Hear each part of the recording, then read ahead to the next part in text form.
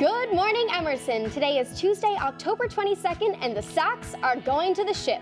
Tomorrow night, the Red Sox will face the Cardinals in the first game of the World Series. Mike Cantalupo will have more on this. And later, we'll talk about the latest state to legalize gay marriage, New Jersey. The state issued its first same-sex marriages this past weekend. I'm Maggie Morlath. And I'm Anthony Chase. Welcome to today's edition of Good Morning Emerson. Unfortunately, we have to talk about a tragic event today that happened out in Reno yesterday, actually, a school shooting at a middle school. Brittany Gervais is going to have more on that for us. But later, we'll be lightening up the mood a little bit. Christina Jedra is here. She's a student journalist who just also happens to be a collegiate correspondent for USA Today and an intern for Boston Magazine. That's right. She has some really nice, thought-provoking articles that we'd like to discuss with her later on in the show. And then also after that, Madelyn Abry is here to show us the latest fall fashion swag. She has some a male model and a female model, so don't worry, guys and girls, you're both going to get a great experience on today's show. I know, Anthony. He's excited that we're including the guys this week. Absolutely. But now it's time to toss it on over to Brittany Gervais, who's at the news desk with the latest.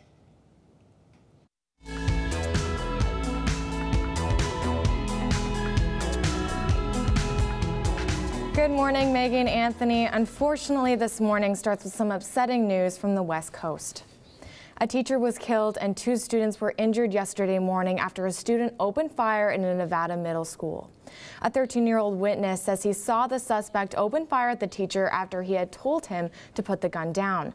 The suspect was also killed, but authorities are saying it's unclear whether or not it was self-inflicted.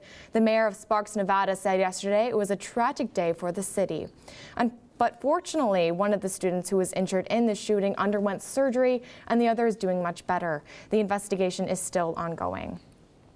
The Obama administration also announced last week the president's nominee for Homeland Security Secretary. Former Defense Department lawyer Jay Johnson will be replacing outgoing Secretary Janet Napolitano for the position. Johnson's legacy at the Defense Department is marked by two key achievements: his support of the repeal of Don't Ask, Don't Tell policy, and his legal authority over all the drone strikes carried out in the U.S. This decision could give a clue to where the nation is going in the fight against terrorism. Now, in local news, Boston mayoral candidates John Connolly and Marty Walsh are facing off again tonight for the second debate. This could be a big one for the two candidates. According to the polls, 24% of the electorate is still undecided. But Connolly is the current favorite, with Walsh coming in close behind. Whoever can still manage to sway the undecided voters has a clear shot of becoming Boston's next mayor. The first debate was fairly matched with no clear winner yet, but tonight's debate could give a clue to what candidate is going to stand out. Boston school officials are urging parents to be prepared for another bus strike in the near future. A demonstration by 100 drivers at the Freeport bus yard Saturday shows the labor dispute is anything but settled. Steve Kirschbaum of the Bus Drivers Union says he isn't planning another strike, but then again, he wasn't planning on the last one either. Instead, he says his group is trying to enforce contract provisions on health benefits and overcrowded bus routes. Now, that's all the news I have for you guys today. Back to you guys on the couch. So in tonight's second mayoral debate, what will Bostonians be looking for? You know, guys, I really think Bostonians aren't trying to see these two candidates start fighting each other. I think they want to see what candidate has the most innovative and best vision for the city. So what I'm going to be looking for is to see these two candidates kind of spread apart from each other and come up with their two distinctive plans for what they want to do as mayor. All right, Brittany, let's talk about the president's recent nomination for Jay Johnson. What does this mean for national security in the U.S.? So Johnson has already made his stance on using drones very clear. So this could mean that we're going to try to focus more on our efforts in counterterrorism rather than domestic issues like immigration reform. And do I even have to mention our budget? So I'm just worried that we're going to be focusing more on our efforts trying to stop terrorism in other countries and less on our own problems in our own country. Definitely a lot of problems to be solved out there in Washington. Thank you for that report, Brittany. Well, October is still being too kind to us, right, Maggie? It just feels like I haven't had to pull out the jacket yet, which is a little weird. I know, and this past weekend we had gorgeous weather. I know you were on the Cape. That was exciting. Yeah. Well, Mal, is it too good to be true? I know you have our weather update.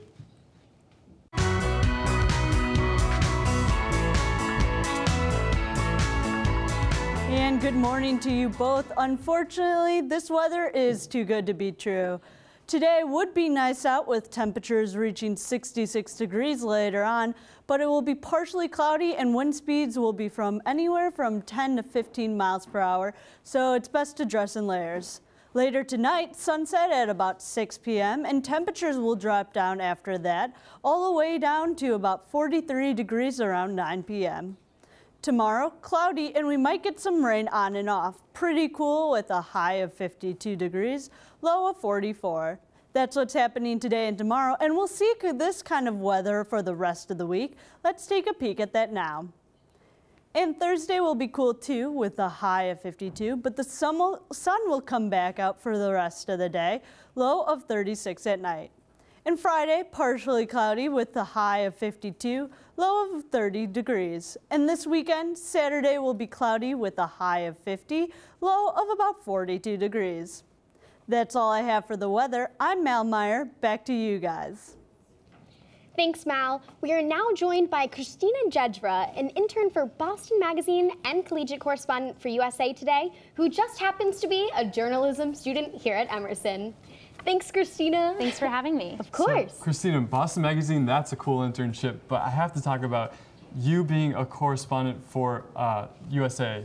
That's pretty cool, too. So how did you get involved with that? Yeah, it's a great program. I actually heard about it from a fellow Emerson student, Jackie Tempera, who did it over the summer. But basically, I just write an article a week for USA Today College about any national college-related topic, and it goes out into the world, and I hope that people like it. Now, I know that's got to be a bit of pressure, especially on a national forum. How do you deal with any criticism that you receive? Definitely. Well, it does get tweeted out and it goes out on Facebook, and I have gotten quite a few comments, especially in one article I wrote about relationships and the ambition gap between female and male students. And it was a little shocking at first to get some negative comments. You know, but you just have to know that you did your best and you did your best reporting with a word count and a deadline, and that's all you can really do. Well, let's talk about that article. I really enjoyed that one, even before I knew you were coming on the show. You talk about how women are becoming more ambitious and more successful, and with that, their relationships might suffer because guys might not be up to that level. I thought it was kind of interesting. Do you think that women are becoming more driven to success, or do you think the path is just still easier for men, sort of, so that they don't have to have that ambition? Well, I think that the whole lean-in movement is definitely relevant, and it's gaining speed, and female students are definitely going for it. We're getting more bachelor degrees, better grades, and it seems that from my research that male students are sort of saying the same, and that is affecting relationships. And my commenters weren't so happy to hear that, but it wasn't an opinion piece. I backed it up with research and I spoke with experts, so it seems like that's the case. So how are you using social media to get the word out about your articles and your own work? Yeah, well, I have my own website.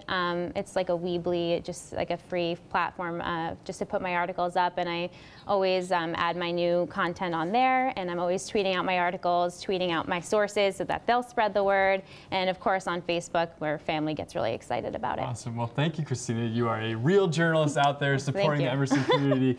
Go out and check out her articles online.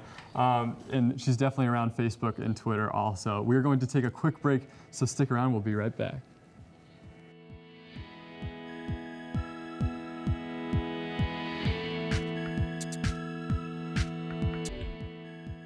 Welcome back to Good Morning Emerson. An exciting announcement from the state of New Jersey yesterday as they become the 14th state to officially legalize same-sex marriage. Yeah, and actually it seems like this is one of the last states in the Northeast. I think Pennsylvania is one of the last states to join, which happens to be my home state. Hopefully PA will come around soon, but... Yeah. There's a big hole in the Northeast right now with Pennsylvania. For sure. But New Jersey is on the map, and it was an exciting day for many couples. Senator-elect, former New York Mayor Cory Booker officiated many of the weddings at City Hall, which I thought was interesting. That's right. Starting yesterday, early morning, Governor Chris Christie, who is a Republican, dropped the state's appeal against gay marriage. So same-sex couples were starting to get married, and it was really, really quite a sight to see. Now, there were one or two hecklers in the crowd, too, which you're going to get at any point in time. You know, freedom of speech is still out there. It's still a thing. Don't worry, Americans. You can have your free speech. But the majority has spoken on this issue in New Jersey, and now same-sex marriage has officially passed. That's right. There was a man who I believe said that it was, you know, unlawful in the eyes of God and Jesus Christ. You know, hopefully we can get there someday. But anyway, Senator-elect Cory Booker was the one presiding over these procedures, and he actually did refuse to marry anyone until the ban was dropped, which I thought was interesting. Right, and there were a few couples who were actually straight couples, heterosexual couples, that didn't get married until Cory Booker could officiate their ceremony. And yeah, it's kind of interesting that you saw straight couples and gay couples being married on the same day in the same sort of group ceremony. It was just a really nice sign of unity, I think, for the state of New Jersey, that they've come a long way. For sure, and like we said, this is the 14th state to have legalized same-sex marriage. So that means now 35% of Americans live in states where you can either get married in that state or they recognize same-sex marriage in other states, which I thought was interesting, so that the options are opening up for gay couples to go and get married. And I know this is an exciting announcement for students here at Emerson especially. We do pride ourselves on being the most LGBT-friendly school here, so we're excited about this. But while citizens are celebrating New Jersey, baseball fans are celebrating here in Boston. Shane Victorino's Grand Slam Saturday night was the hit heard round the world that sent the Sox to the series. Here's more from Mike.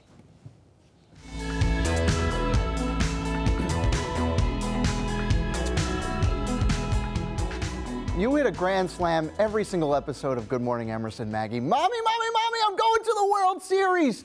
I imagine that was probably what many Red Sox players said to their mothers after they won 5-2 on Saturday night, clinching their berth in the World Series. Now, before we go Sox crazy, I do want to mention that after the loss, longtime Tigers manager Jim Leyland stepped down.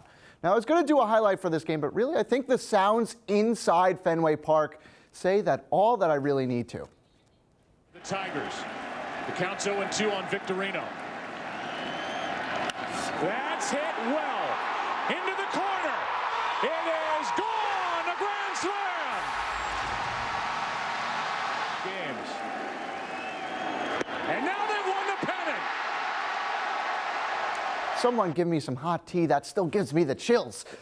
All sports fans, I mean, I guess other than Tigers fans, can appreciate how special of a moment that really was. Now, after the final pitch, it was time to celebrate outside Fenway Park. Take a look at this footage shot by our very own Anthony Chase. That is the scene after the game.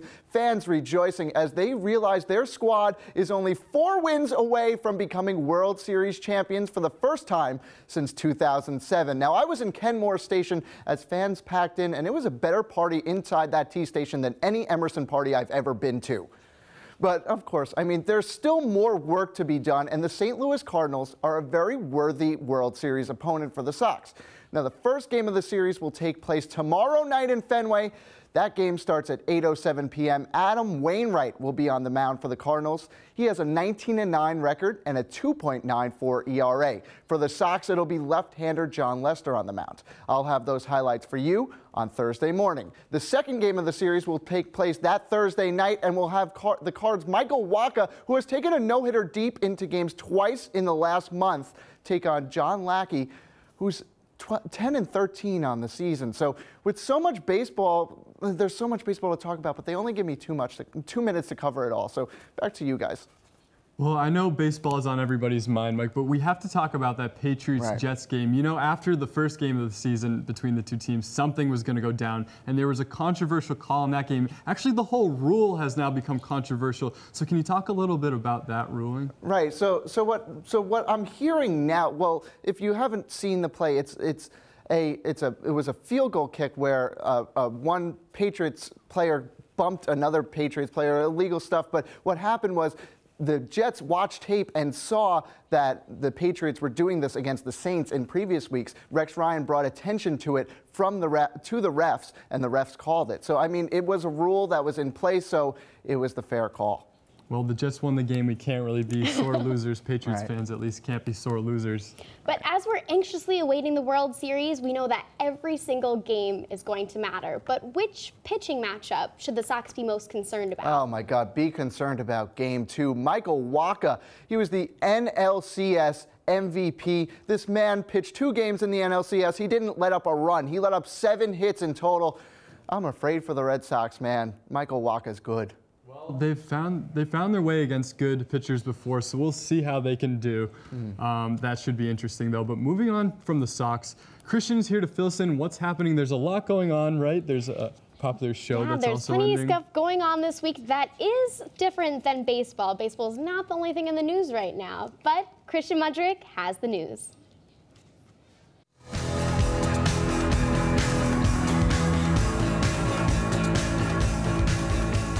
Thanks, guys. Now let's catch up on the latest in entertainment. It would appear that Glee has hit its last sour note. Creator Ryan Murphy confirmed that the 6th season will be the last for the series. Murphy said he had based the show on the relationship of Lea Michele's character Rachel and Corey Monteith's character Finn. But after the tragic death of Corey Monteith this past summer, Murphy had to rethink his entire design for the end of the show. Murphy said he had imagined down to the very last shot and line how the arc would close, but he's optimistic about his new vision without Finn. You can catch the end of the series on Thursdays at 9 on Fox. It's official, Miley Cyrus can't be tamed. She's just revealed that she's been dating Theo Wenner since summer. Wait a second, Liam and Miley only officially broke it off a month ago. I guess we can add adultery and slander to her ever-growing list of mishaps.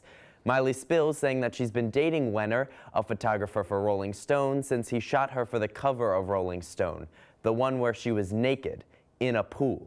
Remember? Maybe Miley's just misunderstood, or maybe she's just a 2-time and double-crossing photographer dating heartbreaker. I guess we'll never know. Looks like the Jonas Brothers weren't the only ones to cancel their tour this fall. Austin Mahone, teenage heartthrob, has just canceled his tour too after being hospitalized. He's recovering after discovering he had blood clots in his throat, a 104-degree fever, and extreme dehydration. He Instagrammed a picture of himself in the traditional hospital gown with the caption, "I've never felt so bad." Since then, his 4 million Twitter followers have sent tweets, messages, and trending hashtags like #PrayersForAustin as signs of support. This just in, Vince Vaughn's new movie Term Life is canceled. Oh no, how will we ever live without another stellar performance from Vince Vaughn? The movie, produced by Vaughn himself, was based on a graphic novel where the main character had 21 days before his insurance policy for his daughter kicked in, and he could finally die happy. One problem, the mob, contract killers, and dirty cops are all after him. That's right, Vaughn had taken on a dramatic role in a crime drama. Unfortunately, the movie couldn't get greenlighted because of all the recent changes at Universal. The movie began to fall under and then off their radar altogether. Don't worry though, we'll be seeing Vaughn back to his crazy antics in his new comedy Business Trip about, wait for it, a business trip later next year.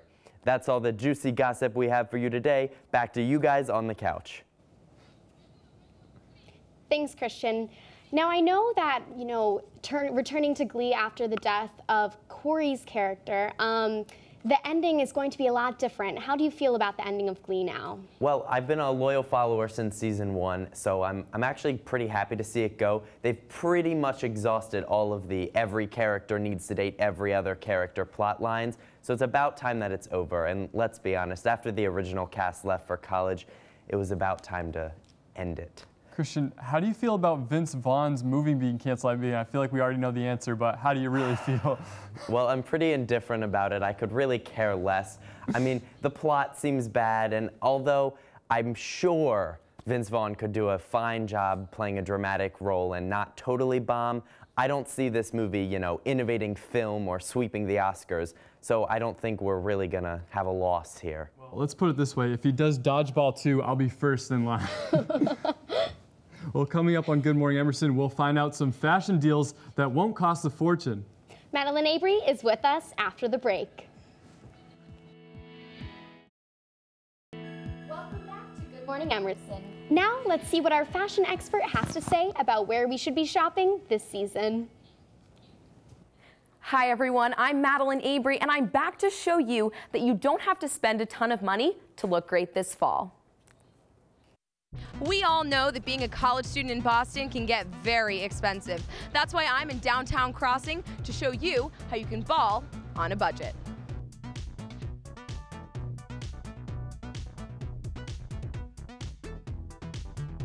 TJ Maxx is the place to go for the men. They have sport jackets for internships or work, and they also have basic things that every boy should keep in their closet, like cardigans, jeans, and some great dress shoes. TJ Maxx also has beauty products and accessories for almost half the price of department stores. Nordstrom Rack is where you're gonna get the best bang for your buck. They're all about bringing those brands from Nordstrom's that you love here for a steal. Joe's jeans, Free People dresses, Michael Kors bags. It doesn't get much better than that. Marshall's is a personal favorite of mine. They have deals and steals everywhere. We all know the weather's changing here in Boston, and if you don't feel like splurging on a warm winter coat, come and check out the endless racks of jackets they have. They also break up the clothing into categories, so if you're looking for the perfect work outfit or a cheap dress for a dance, Marshall's is your place. Let's head back to the studio so we can check out some more affordable fashions. We are now joined in studio with Maddie, who brought along some friends to show us how to look hot during this chilly fall. Hi Anthony and Maggie. Hey. So I did bring along some fashionable friends with me that we're gonna show you how to get some of those deals that we just saw. All right, awesome. So come on out, this is Norman. Hi Norman. Looking good, Norm. Okay, so today Norman is wearing a Ralph Lauren Oxford button-down shirt that was $30 at the Ralph Lauren outlet. Now outlets are a great place to find those brands that you love for significant discounts. And so it was just $30. It's a great shirt. His cardigan is from J. Crew outlets, and this is a staple that every guy should have in their closet. It can keep you warm in the fall, and it's a great color. I have a confession to make. I have a great collection of hoodies and sweatshirts, but I don't have anything quite like this, and I love this cardigan. It's really classing up the outfit. And now how much can you get this cardigan for? This cardigan is $30 at the J. Crew outlet. Yeah. That's a steal. That's a great price. And it is, like Anthony said, it's something that every guy should have. I mean, it classes up this outfit so much. Oh, for sure. Yeah, so then we have some J. Crew chino pants on Norman. These were $25. This is a great color for fall. It reminds me of the foliage that we're seeing outside. And it's a great way for guys to wear those fun colors in the fall. Absolutely. It's so hard for guys to incorporate colors. I try to do it with the tie, but the pants, that's cool. Yes. And nice men's pants for $25, that's such a bargain. It's so great, so great. So, and DSW is also a great place to find affordable shoes, like the ones that Norman is rocking right now. I love the color of these shoes. They're classing up his outfit. They are great, and they were just $30. That's awesome. I mean, so many guys go for the sneakers too. Again, that's another thing that I have a problem with. But if you can find shoes for a good deal like this, look, we're in our 20s now. We can't be wearing the sneakers anymore. You got to go for these. These are great. And this is, I mean, and the shoes and the cardigan combined make this a great outfit for class or just a day out this fall. Right, I think Anthony's got to get one of those cardigans. You know, I already got the leather jacket from last week, so the cardigan will make my outfit even better. Exactly, exactly. So this outfit altogether cost $125. That's a great price because all of these, you know, pieces can be mixed and matched with clothing that you already have. Thank you so much, Norman. All right, thanks, Norm. So I was so excited to talk about men's fashion, but we can't leave the ladies out. So that's why Isa is going to come on, and we're going to talk a little bit about, you know, going out in Boston. So this is the beautiful Isa, and today she's sporting a great outfit for going out on the town. She has on this lovely black dress from Forever 21 that, wait for it, was just $15. Are you kidding me? No, I'm not kidding. This comfy, casual black dress was just $15. And this is, you know, this is the little black dress that every girl should own. So, and then she paired it with a trendy going out kind of jacket that'll keep her warm from the popular Boston thrift store Buffalo Exchange for, again, $15.